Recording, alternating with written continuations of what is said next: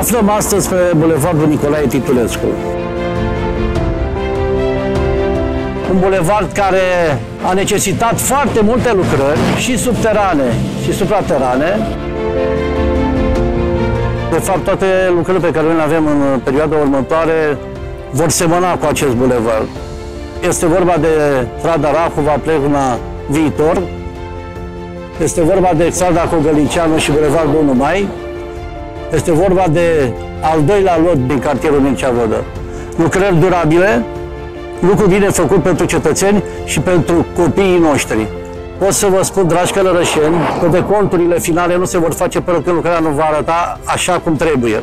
O lucrare trainică, o lucrare durabilă, un lucru bine făcut necesită timp și răbdare. Votează primar Daniel Ștefan Drăgulin. Doar împreună modernizăm Călărașul.